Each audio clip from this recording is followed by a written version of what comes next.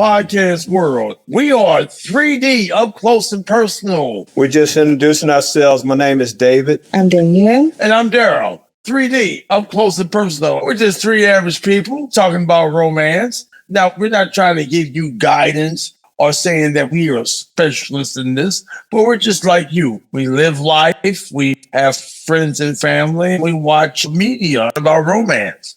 Today's our first podcast. It is about first dates. That's really just the beginning of a relationship. Now, I'm going to tell you, first dates can be nice and intriguing and fun. What about you guys? Can I get a little input? Oh, yeah, there's always a sense of impending excitement, especially if it's not a blind date. I can't remember experiencing one of those. But if it's someone that you guys have already talked and prearranged and said, hey, we're going to start hanging out, and there's usually some feeling of an impending excitement, most of all. The thoughts are, okay, this could turn out to be something special. Years ago, somebody sent me with a blind date, and she was visually impaired. She was gorgeous, beautiful young lady.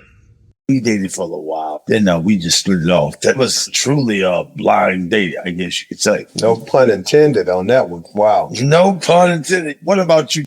Personal experiences I might have had in dating. Yeah, for the listening audience, Danielle, she's our data lady. She goes online and does a little research about different viewpoints of relationships. Yes. It wasn't the best experience, but it was a date where this guy invited me downtown to get some pizza. Went down there, had a good time. It turns out he turns to me and says, hey, I ain't got no money to pay for this. Who does that? Exactly. I was like, what? What are you saying? I was just super shocked and surprised. I didn't really know where he was going with this. He said, what I need you to do is, I need you to be like, you're mad at me and run off, act like we started fighting and run off. I'm going to follow behind you. I just looked at him stunned and just shocked. He didn't really say much. Then he was like, I'm kidding. I got the money. He ain't playing. This might have been premeditated. It might have been, but let's just say that was the first and last date. Now I want to tell you about a date. I met this woman at the roller skate rink. She invited me over to her house. We're like young adults. What happened is it was easier for me to park across the street at a church, go across a 4-lane road, and then go up to her house and get up in her subdivision. Apparently she thought I was going to get lost. So I get there. We go in the living room. This is like April or May. And there's a Christmas tree. Do you guys have Christmas trees May or April? I'm thinking January 1st, it's gone. What about you guys? I've seen that. There was a person I was dating that they kept their tree up year round.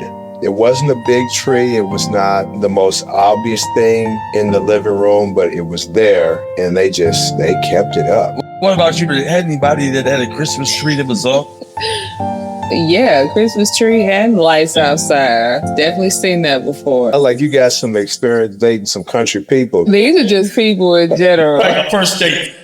I see this tree and I'm like, okay. I'm seeing spider webs on it. She said, once in a while, this house is haunted. I ghosted Mr. George. We sitting there talking for a minute. This is first date. She's kind of cute. I'm just trying to see where I'm fitting in there. And then somebody upstairs stomped their foot. And she said, oh my goodness, Mom, Mr. George is here. And she says, oh my God. All the dates she invites over her mom's house, she gets them park over the church parking lot and walks across the 4-lane road to get to her house. The last time he got hit by a car going back home. Now, if they really wanted to get me, they should have cut off the lights. If somebody would have cut off the lights when it stomped, they probably would have got me. I'm not saying I would have ran out the house, but I would have been starved. We talked for a while, and then I left out. I was paranoid going across the road. I heard later on through the grapevine, she set it up, and they just laughed, the family. I was the butt of the joke. Oh, man. It was the last date with her, yeah, of course. She's probably dating Mr. George right now. Probably got married. Oh, my God. Danielle, did you do any research about first dates or maybe first date nightmares? I can say research that I did before was about turn-offs in general. When you bring that up, you guys reminded me about this first date nightmare that I had. This chick was on the phone just texting away, having a text fight. Were you guys at the restaurant or what? Can you paint the picture for us, please? Yeah, we were out at the date venue. We're out at the restaurant together. And she's text fighting her former boyfriend. And I mean, she really going in. Before dinner or after? Because, sometimes after dinner, you might have a little more tolerance. than before No, dinner. she's doing this during the meal. Oh, my goodness. The meal, man. And I mean, she's very filled with a lot of passion with the argument, just really commenting on the stuff that he's saying and the stuff that she's saying back to her former boyfriend. I thought this was a classy person that I was meeting. Basically, the outer shell was nice, but character. Yeah. Yes, but the behavior, she was on bad dating behavior. Dating should be a time where I guess you turn your notifications off, hold off on answering calls that are non-emergency, texting your ex. Which should be some type of phone etiquette. I mean, yeah, I suppose. What happened after that? You ended the date, paid for the meal, and left, or what happened? Yeah, I liked the girl. I continued to see her for a while, but I just remember that just being an example of a first date turnoff. I don't know if I would call it necessarily a nightmare, but it was definitely a turnoff. Etiquette violation. But it did give you an idea if we get intimate and get close that maybe our first argument, how passionate she would be proving her point to win the argument. Yes, absolutely. Okay. That's one of my turnoffs too. I got a phone surfing and conversations during date. A food waster. They order something expensive, take a doggy bag, take it to go, and then maybe talk to them later. Did you get your food? I left in the car. I already know it's going to the trash. Danielle, did you find anything on the nightmares? I'll read you one in particular that stood out to me. It's called This Cool Person. I had my eye on this guy for a while. After a few weeks of flirting, he finally asked me to go to a gig with him on a date. We went to the gig and we were having a good time. But suddenly his parents showed up. Turned out he had invited them because he wanted me to meet them on our first date. Oh my God. Afterwards, he called me continuously. I asked him to back off, but he didn't. So I called it off completely. This ended with him begging me to change my mind by screaming, "I'm a cool person." It's just kind of weird. If we was going to juvenile age where people are still staying with their parents, okay, you might meet him on the first date. The guy, he comes picked up the young lady, dad's at the door with shotgun in hand. So, I'll be back by 11. That's true. Well, obviously, this person was not juvenile. Might be the 40-year-old virgin. Just never know. It may just be weird. A lot of the dating scenarios that both of you are speaking on have to do with picking up for the first date at their place of residence, usually the guy picking up the girl. I think these women be scared of me. They'll never let me pick them up. I'll be offended. Crazy scared of dating. But I will meet you there. You're not coming to pick me up. Keep this in mind, especially once you get age in your life and you get life experience, especially if you dated. Some people have a few people they dated. They got married. Some people, they had multiple dating. But the point is, baggage claim. Baggage makes somebody a little bit apprehensive on inviting you over to the house to the first date, because what if the date goes bad and you might have stalker tendencies? Oh no. Or maybe you like them more than they like you. It's kind of a safety net, if you can understand that. Yeah, absolutely. I guess it just depends. Some people do date their coworkers. You might know this person pretty well depending upon how you met them. So, I guess that's the determining factor. Coworkers, that's cool. At the same time, the coworker can have a social mask on. You see the real person. No doubt. It just depends if you know that person, how comfortable you are with them. Because, how can you really truly know someone anyway, honestly? I had a first date one time. That was her birthday. I ain't got her a little gold chain. Real gold? 14 karat. I was thinking that I might get lucky. We had a good time. We went to a movie and we got something to eat. We was hanging out with some of her friends. One of her friends was jealous and thought it was fake. And I said, look at the tag back there. It says 14 karat. She came back to my place and I took her home. Now I wanted to see her again because I liked her. She was done with me. She was stuck in smarter. Life goes on. First dates, a list of stuff that you could do. A matinee movie, which would lower the price. The art museum, the history museum, free outdoor concert, or a picnic. Some parks, they have a boat ride you pay for. Airport landing strip at nighttime. You sit and talk to the person. You know, if the weather's nice, maybe sit on the hood of the car, or maybe take a couple lawn chairs, watch the planes come in, walk through the mall, drive around town. Danielle, didn't you say you and your boyfriend went out to a movie one time and you got free tickets online? How did you do that?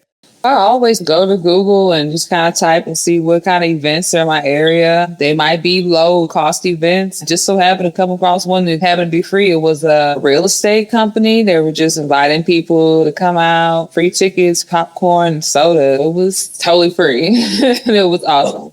Let's go. Couple more things. A poetry / spoken word event, open mic night, fireworks display event. People are cutting corners financially, common people. Now, people with deep pockets is a whole different story.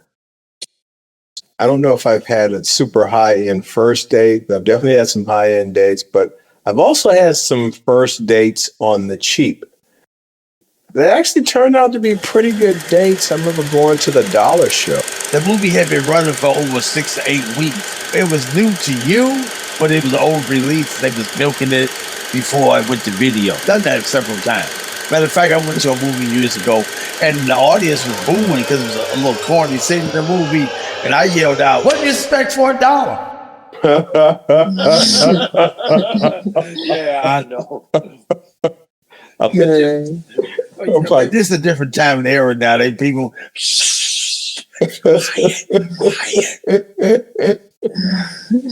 and woman, she's texting the movie and she forgot to take her click off. You know how you can have the click sound on your keyboard.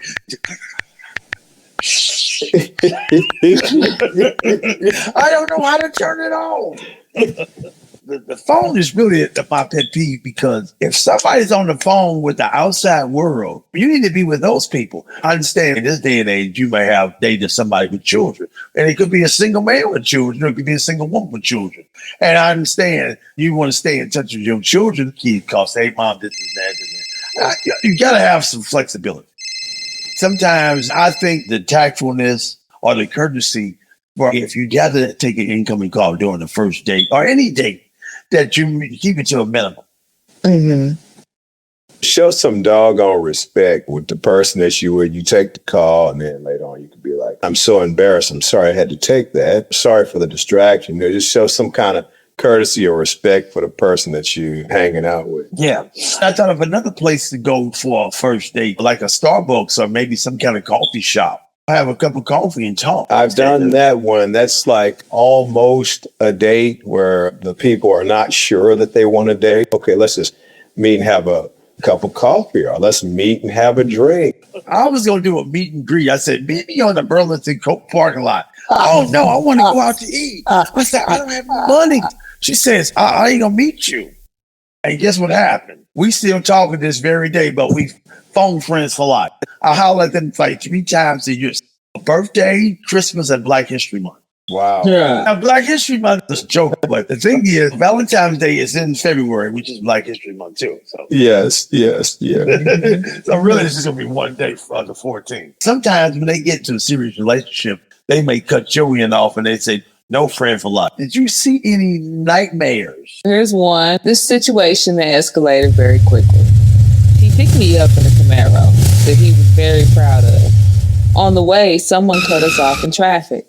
He pulled out a gun from the glove box and laid it on the console and said he might need it. He proceeded to drive like a maniac to cut that person off.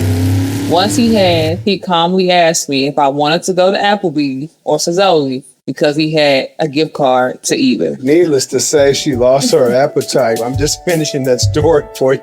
Right. Or she might have tossed her cookies, because, you ever heard of motion sickness?